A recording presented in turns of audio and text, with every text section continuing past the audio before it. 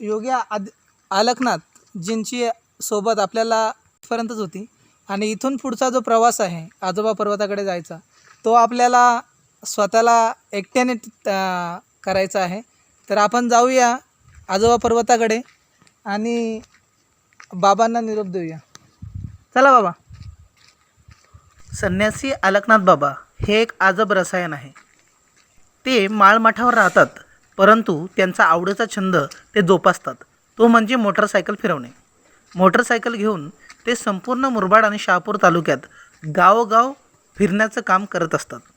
त्याचबरोबर त्यांनी अतिशय जीवाभावाची माझ्यासारखी तुमच्यासारखी मित्रसुद्धा जोडलेले आहेत आणि त्या माध्यमातून ते आपला जो नवनाथ पंथाचा प्रचार प्रसार आहे करण्याचं काम करत असतात। आजोबा पर्वताचा दाखवलेला हा रस्ता आणि सोबत केलेली सफर मला आयुष्यभर लक्षात राहील। बाबांचे खूप खूप ऋण माझ्यावर राहतील। मी ज्या वाटेने चाललोय त्या वाटेमध्ये 4 किलोमीटर स्क्वेअरमध्ये एकही मनुष्य नाही आहे आणि वर आपल्याला पर्वतावरही एखादा मनुष्य भेटेल किंवा नसेल याची काहीही कल्पना मला नाही। अशा वाटेने मी चाललो आहे। हा तोच रस्ता आहे जो बुद्धाने तुडवला आहे, दादूने तुडवला आहे, कबीराने तुडवला आहे।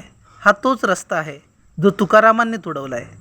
हा वेड्या माणसांचा रस्ता आहे जो जंगलाकडे जातो, परंतु ही वेडी माणसंच नंतर खरी शहाणी माणसं ठरतात।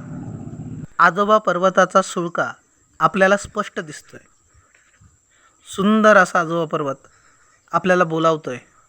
ठाणे जिल्ह्यातील मुरबाड शहापूर तालुक्यामध्ये वसलेले हे ठिकाण खूप दुर्लक्षित आहे।